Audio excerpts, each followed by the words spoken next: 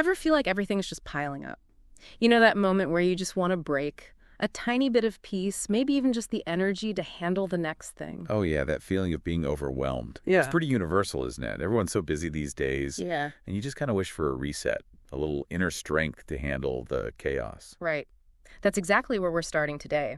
Our deep dive today is into the high five habit. By Mel Robbins. Yep, Mel Robbins.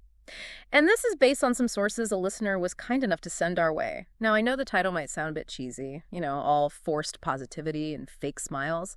But it's not like that at all. Definitely not. This deep dive is about getting a grip on how you see yourself and your life. And surprisingly, it's really practical. It is. It doesn't mean ignoring the bad days.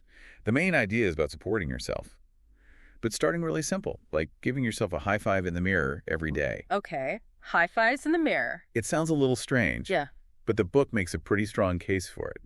It can really change those subconscious patterns you have. So before we get into the details, what are the big takeaways here? What can our listener expect to learn from this deep dive? Well, there's a lot of good stuff in here. The first thing, and it's really important, is that you deserve to be encouraged and celebrated, just as much as anyone else you care about. Yeah, that hits home. We're always so hard on ourselves, always ready to lift up others, but not so much ourselves. It's so true. And that's where the high five comes in. It's a way to build up your self-worth, your self-esteem, even self-love. It all leads to more self-confidence. So it's more than a gesture then, it's a way to actually feel those things. Right. And the book really digs into this idea that what we say to ourselves and what we believe really matters. That stuff shapes how we see the world and what we experience in it. You know that inner critic can be so loud sometimes, it's easy to forget we have any control over it. And that's the point. Yeah? This book says we can retrain our brains. We can choose to focus on the good stuff and what we want instead of the negative. I like that we have the power to change it. Anything else? Oh, yeah. It talks a lot about self-compassion. That's Yeah. a big one for being happy and resilient. It's basically being kind to yourself and understanding yourself, especially when things are tough. So being nice to ourselves isn't weak, it's actually strong. That's the idea. It also looks at where all that negative self-talk comes from. Why do we have that inner critic? Often it's tied to things that happened to us in the past. Figuring that out can help quiet it down. So getting to the root of the problem, not just covering it up. Exactly. And it's not just about changing our thoughts. You got to take action too, even small things, to believe in yourself more. Each step gets you closer to your goals. Little by little, right? Right. And then it talks about guilt and needing approval from others. Yeah. Learning to go after what you want, even if it's different from what others expect, is huge for growing as a person. I get that. It's tough when you want one thing, but you feel like you should want something else. For sure. When it comes to reaching goals, the book says deadlines are key. You have to make those goals real. And celebrate those small wins along the way. They call them mile markers in the book. It keeps you going. It's like having signs on the road showing you're going the right way, even when the destination feels far off. Yeah, exactly. And the last big takeaway is about trust. Trusting yourself, trusting that you're on the right path, and trusting you can handle tough times. So our plan for this deep dive is to go through these lessons step by step, chapter by chapter. We'll try to pull out the really important parts and give you some real-life examples so you listening out there can really understand and maybe start using these ideas in your own life. Exactly. We'll break it all down in a way that makes sense, hopefully connecting it back to your own life and what you're going through. All right, let's jump right in. Chapter 1. You deserve a high five life. This chapter starts off feeling very familiar. Mel Robbins talks about feeling totally overwhelmed, like life's just throwing demands at you nonstop. And all she wants is a moment to breathe, feel supported. I think that's something a lot of us feel. You're drowning in to-dos, and you just want someone in your corner. And then she talks about running the New York City Marathon, not long after 9/11. She says the energy from the crowd, all those strangers cheering and high-fiving, that's what got her through it. All 26.2 miles. That's powerful, right? Just shows how much encouragement from other people can do. Mm-hmm. Sometimes it pushes you further than you thought you could go. Totally. But then here's the thing. We're amazing at giving that kind of support to others. Our friends, family, even people we don't know. But when it comes to ourselves, we fall short. We really do. In fact, we do the opposite. We're our own worst critics, always finding flaws and tearing down our own efforts. And that's what leads to the big idea of this chapter, making a habit of high-fiving yourself in the mirror every day as a way to support yourself. It might feel a little weird at first. It might, but it's a step towards changing that negative voice inside your head. Okay, so on to chapter 2. Science says this works. This is where the book starts to get into the psychology of this whole high five thing. Right. It explains why the high five works. Basically, our brains already link high fives with good things. We see them when people celebrate, congratulate each other, or show support. So we've learned that a high five means something positive because we see it happening between other people. That's it. So when you high five yourself, your brain doesn't see it as a bad thing. And here's the key. It's not just thinking it, you're actually doing it. It tells your brain, hey, I'm the kind of person who roots for themselves. So you're kind of proving it to yourself with Yeah, your actions. Exactly. The chapter even talks about research. Studies have shown that accepting yourself, being kind to yourself, and cheering yourself on, that's the #1 thing that leads to happiness and satisfaction in life. Wow, number 1. That's huge. It is. It shows how much how we treat ourselves matters. But then the book points out how often we're super critical of ourselves, even when we're doing good stuff, like working out or eating healthy. So it's not enough to just do the right things. You got to be kind to yourself while you're doing them. Exactly. You can have the perfect routine, but if that voice in your head is trash-talking you the whole time, it's not going to feel as good. Right, that makes sense. Huh. Okay, let's move on to chapter 3, which is called I Have a Few Questions. And then there's also chapter 15, Eventually, It Will All Make Sense, which seems to answer a lot of those common questions people have. Yeah, the book kind of sprinkles in these common questions and answers throughout. Chapter 15 is like a big overview to clarify things once you've got the basics. One big question people ask is, why first thing in the morning? Yeah, I was wondering about that. I mean, most of us are in front of a mirror in the morning anyway, right? Exactly. The book says that doing it in the morning sets a good tone for the rest of the day. Studies have shown that how you feel in the morning can really affect your work, your relationships, everything. So it's like starting your day with a boost of positivity for yourself. Yep, exactly. The book even has a story about this woman, Caroline, who started doing it and felt weirdly motivated all day. And then there's Gloria, she's 76, full of energy, and she said it made her so happy she fell on the floor laughing like a crazy lady. I love that. It doesn't have to be serious. It can be fun, too. Definitely. Another question people have is about the mirror. Do you have to actually high-five in the mirror, or can you just high-five your hands together? I can see why some people might feel silly high-fiving their reflection. But the book really stresses that seeing yourself in the mirror makes a difference. It helps you accept yourself more. It's like you making eye contact with yourself and saying, I'm here for you. Makes sense. It's harder to ignore yourself when you're looking right at yourself. Exactly. It's like a more powerful way to acknowledge yourself. And then the book has examples of how people have used the high five in different ways. Like Kendra, she used it during tough sales meetings at work to pump herself up. And then Brienne, she high-fived herself after finishing a tough project, even though she didn't get much praise for it. Those are good examples. You can use it for all sorts of things, not just your general self-esteem, like when you're facing a challenge or you've achieved something, even if nobody else notices. It's about having your own back no matter what. Okay, now let's get into the heavier stuff. Chapter 4 is called Why Do I Torture Myself? And Chapter 5 is Am I Broken? Sounds like we're going deep here. Oh, yeah. Chapter 4 really focuses on how our thoughts shape how happy we are. It says how we talk to ourselves and how we treat ourselves is a big deal. And it introduces this thing called mirror face, which is that automatic negative reaction a lot of us have when we see ourselves in the mirror. Oh, mirror face. I know exactly what you mean. It's like a frown or that instant judgment that pops into your head. That's it. But here's the good news. Our brains can change. It's called neuroplasticity. We don't have to be stuck with those negative reactions.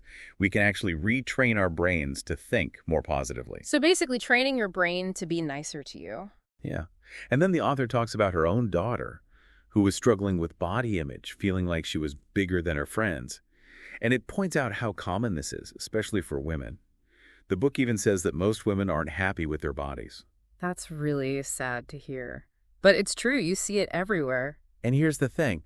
All those negative thoughts we have about ourselves, they create pathways in our brains, like grooves. Over time, those thoughts become beliefs, and those beliefs shape who we think we are. So they're not just harmless little thoughts. They actually affect how our brains work. Exactly. Chapter 5 then looks at the difference between feeling broken, like something's fundamentally wrong with you, and feeling blocked. It talks about the author's husband, Chris, who felt like a total failure after his restaurant business closed. That must have been really tough. Failing at something like that can make you question everything about yourself.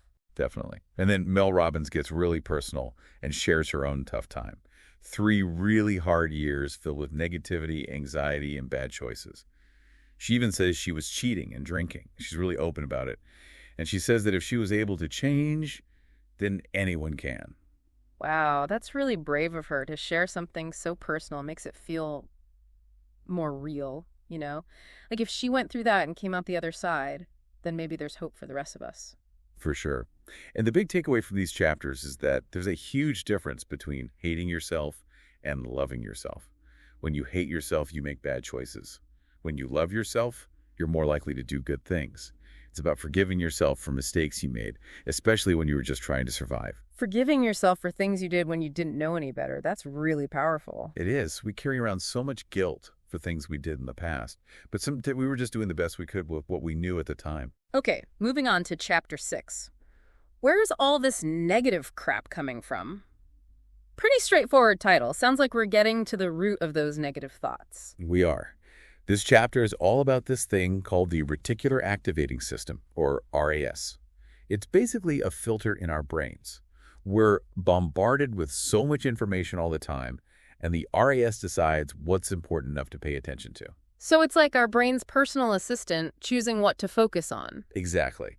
And the thing is, when we keep thinking negative thoughts, our RAS takes that as a sign that those thoughts are important.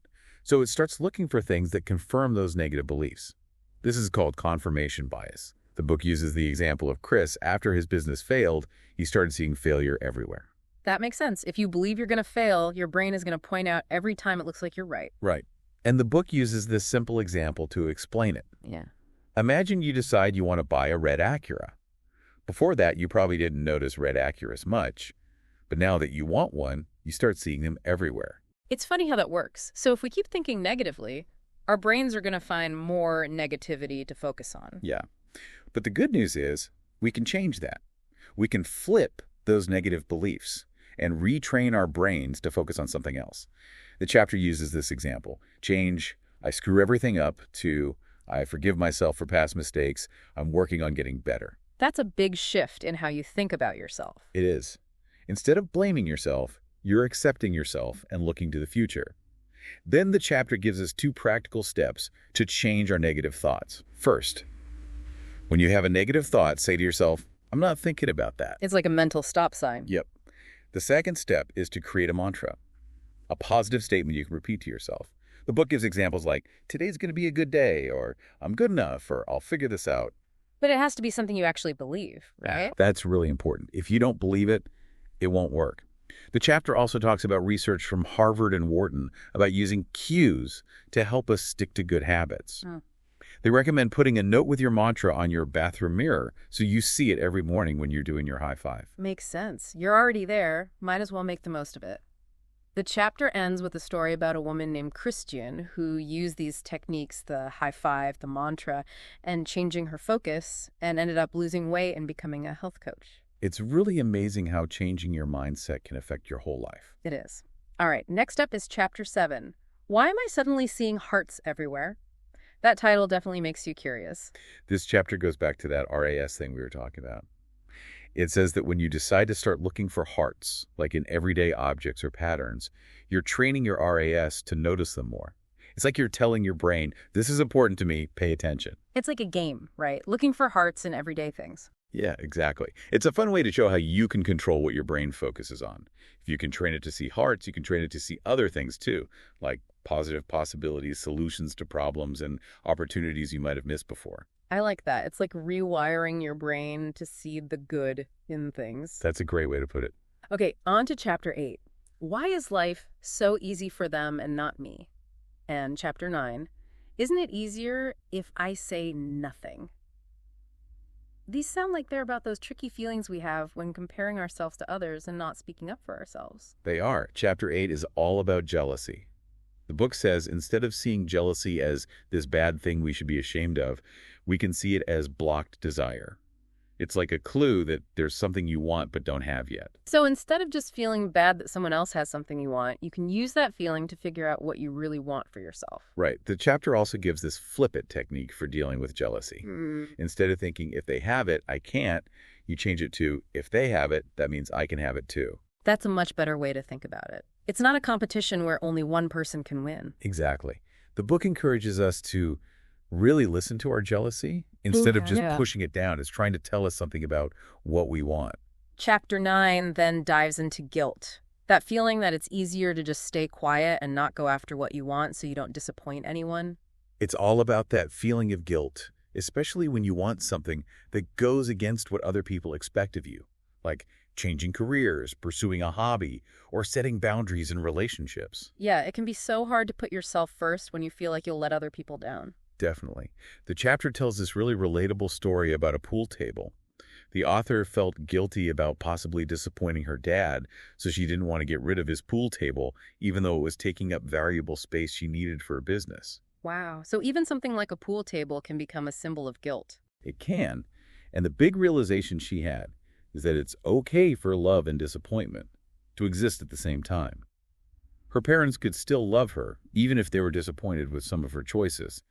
And this leads her to have a tough but important conversation with her dad. I think a lot of us struggle with that. We think we have to make everyone happy all the time or they won't love us anymore. So true. The chapter also talks about different types of guilt. Productive guilt, which is like a moral compass that helps you make good choices. And then there's destructive guilt, which is based on fear of judgment. It makes you apologize all the time for no reason. And it suggests this simple but powerful habit to break free from that destructive guilt.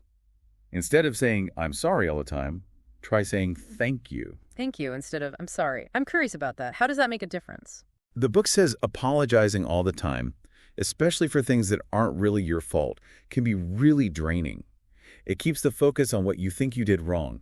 Saying thank you shifts the focus to appreciating what the other person is doing. It's like acknowledging their understanding and support. There's also a story about the author's mom standing up for herself at the bank to show how you can be assertive and advocate for yourself without needing to apologize. It's about realizing you deserve to be treated with respect and have your needs met without feeling bad about it. Exactly. When you prioritize your own well-being, you teach other people how to treat you and how to prioritize themselves too. So true. Okay, chapter 10. How about I start tomorrow? I think we all know what this one's about. Procrastination. You got it. Yeah. This chapter is all about deadlines. The book says if you really want to achieve your goals, you need to set a date. It takes them out of your head and makes them real. It shares the story of Eduardo, who wanted to move to California but kept putting it off until he set a hard deadline. Deadlines can be scary, but sometimes that's what we need to get moving. It's true. When something's open-ended, it's easy to say, I'll do it later. But later never comes. The book also talks about giving yourself a runway, a chunk of time before your deadline, to prepare and take small steps each day. Makes sense. Break it down into smaller bites. And to stay motivated along the way, the chapter introduces mile markers, signs that you're on track. Little wins to celebrate along the way. Right. It also talks about something called the Zeigarnik effect. Basically, our brains tend to remember unfinished tasks better than finished ones. So writing down your goals is like creating a mental checklist for your brain to keep them front and center. It even suggests writing down any signs or coincidences that seem related to your goals, like the universe is giving you little nudges. So it's about being intentional with your goals and noticing even the smallest hints that they might be coming true. Exactly. You're taking charge and holding yourself accountable. All right, let's talk about chapter 11. But do you like me? And chapter 12, how come I screw everything up? These seem to get at our deep-seated need for approval and the fear of messing up. Chapter 11 digs into that feeling of needing to fit in and get approval from others. It starts when we're kids and can follow us all the way to adulthood. Like that whole keeping up with the Joneses thing. It says this constant need for validation can lead us to make choices that aren't right for us. Sometimes we make decisions based on what we think other people will think, not what we actually want. So true. It points out that women especially feel this pressure to fit certain roles and get approval. It even tells this funny story about prom dress shopping to show how far we'll go to meet these social expectations. Oh yeah, the pressure to have the perfect dress and be accepted by your peers, it's intense. It is. And the chapter asks this really simple but important question, do I like it? It's about shifting your focus from what others think to what you actually enjoy and value. He also tells the story of the author when she first became a life coach. She was full of self-doubt, even though it was something she was passionate about. It's that feeling of being an imposter, like you're not good enough, even when you're doing something you love. It's so common. And the chapter gives another flip-it technique. Instead of worrying, what will everyone think, change it to, my happiness is more important than what anyone else thinks. It's a good reminder that it's okay to put yourself first sometimes. Right. And the chapter ends with a great litmus test. If you're in a situation where you don't feel like high-fiving yourself, it's probably time for a change. That's a good one to remember. Chapter 12 then dives into that feeling of inadequacy, that fear of making mistakes. Yeah, this chapter is all about accepting that we're going to mess up sometimes. Mistakes are a part of life. They help us learn and grow. The key is to not let them define us or hold us back from trying new things. So instead of seeing mistakes as failures, see them as opportunities to learn. Exactly. The chapter encourages us to be kind to ourselves when we make mistakes. It's about building resilience, the ability to bounce back and keep going. We're almost done with the book. Chapter 13, can I actually handle this? Yeah. And chapter 14, okay, you may not want to read this chapter. Sounds like things are getting real. Definitely.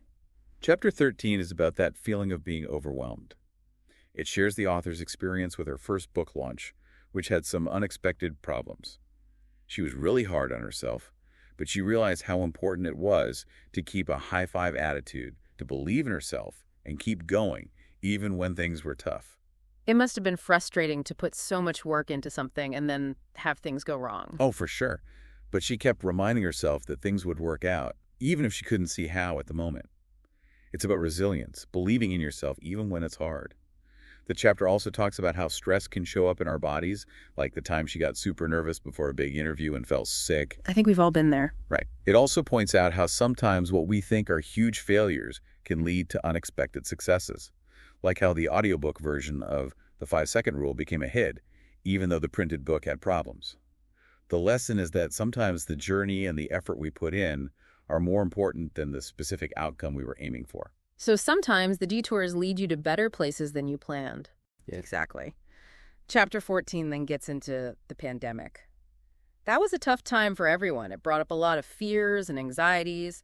It even affected the author's business. Yeah, it was a really uncertain time. A lot of people felt like their world got turned upside down. It was a lot to handle. And this chapter gives us another flip-it technique. When you're feeling overwhelmed and like you can't cope, try saying to yourself, I'm okay, I'm safe, I'm loved. The chapter even suggests putting your hand on your heart while you say it. It helps calm you down. And saying your own name while you say it makes it even stronger. That makes sense. It's like a physical and emotional reset. It is. The chapter also talks about how waking up dreading the day can sometimes be linked to things that happened in your childhood. It's not always about just thinking positive thoughts. Sometimes it takes real work to heal those old wounds. So sometimes we need to address those deeper issues before we can really move forward. Absolutely. Okay, we're almost there. The final sections are the power of belief and manifestation and trusting the journey. These sound more positive and hopeful. They do. The power of belief and manifestation tells a story about a painting that the author fell in love with in college. She felt this instant connection to it and told herself, someday I will own this painting. I love stories like that. That feeling of just knowing something is meant for you. Me too. The chapter then talks about the power of visualization, actively imagining your goals. It actually changes how our RAS works, making us more likely to notice opportunities that can help us achieve those goals. But it also says it's important to visualize the steps you need to take and the challenges you might face, not just the end result. So it's about preparing yourself mentally for the journey, not just dreaming about the destination. Right. The story then skips ahead 10 years. The author had almost forgotten about the painting, but then it randomly popped back into her mind. And in a series of crazy events, she ended up connecting with the artist and discovering a sister painting that was even more special to her. It's like it was meant to be. It is. The takeaway is that believing in yourself, keeping an open mind, and taking consistent action can lead to amazing things, even if it doesn't happen right away. And trusting the journey continues this theme. It talks about how the author's son suddenly wanted to move to Vermont. She didn't want to go at first, but then a bunch of weird things happened. She got a message from a psychic, and everything seemed to be pointing her towards Vermont. So she took a leap of faith. She did. And even though it was scary, it ended up being the right move. They reconnected as a family in a way they couldn't have in their old life. Yeah. It's about trusting your gut, even when it leads you in unexpected directions. And it reminds me of that quote from the doctor in the book. Everybody runs somewhere. You've got to just be with yourself. Such a good quote. The book ends by saying that the most important thing is to trust yourself and your journey. Keep your mind open to new possibilities and keep high-fiving yourself along the way. You have the power to create the life you want. So to wrap up this amazing deep dive into the high five habit, what are the most important things you think our listeners should remember? Okay, here are the big ones. First, that simple high five in the mirror every day. It's a powerful way to start building self-love and support. Second, we can change how our brains work. We can stop the negative self-talk and start believing in ourselves more. Third, be kind to yourself, especially when you're struggling. It's the key to being happy and resilient. Fourth, your happiness matters more than what other people think. It's okay to set boundaries and go after what you want.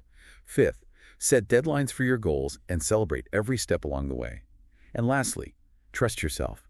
Trust your journey. Trust that you can handle whatever life throws your way. I love that. So here's a final thought for all of you listening out there. Pick one area of your life where you can start giving yourself a high five. Maybe it's acknowledging a win, being kind to yourself when you make a mistake, or just looking at yourself in the mirror with a little more love. Pay attention to how it makes you feel, and think about what little signs of progress, those mile markers, you can start looking for on the way to achieving your goals. You've got this. You can create a life that's full of support, joy, and fulfillment. You absolutely can. Remember, the person you see in the mirror every day is your biggest ally. Treat yourself with the same kindness and encouragement you give to others. Thank you for joining us for this deep dive into the high five habit. We'll see you next time. Bye.